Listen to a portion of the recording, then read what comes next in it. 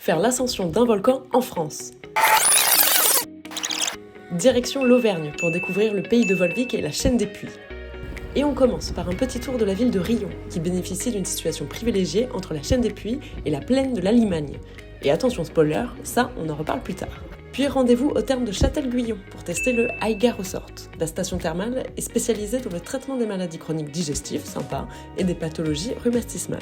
Et son eau thermale est la plus riche en magnésium d'Europe. Allez, on va tester. Et après le réconfort, place à l'effort. C'est parti pour l'ascension du Puy des Gouttes. Là, on est parti pour combien de temps? 4h30, 5h maximum.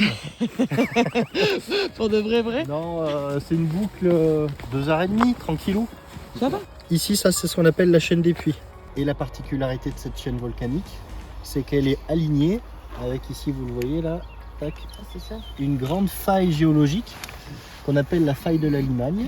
Et donc on est sur le premier site naturel classé à l'UNESCO, premier site de France continentale, France métropolitaine. Plus que 600 mètres, ça commence à grimpouiller gentiment.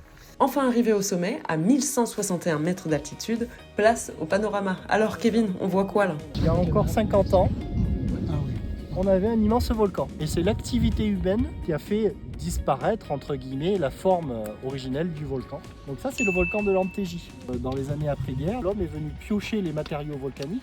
Cette roche rouge que vous voyez, une fois qu'on l'exploite, on appelle ça de la pouzzolane, pour fabriquer des parpaings et reconstruire la France qui avait été détruite après la guerre. En creusant dans le volcan, en fait, c'est comme si on coupe un gâteau.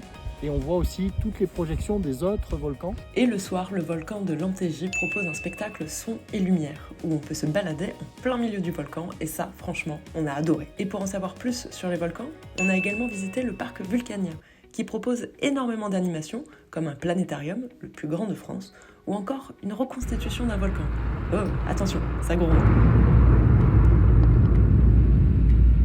Et on ne pouvait pas finir ce week-end sans goûter aux spécialités locales. Et parmi les plats typiques, on a découvert la potée auvergnate. Tout comme le fromage de tête, qui en réalité est du pâté de tête de cochon. Allez, bon appétit. Tchuss!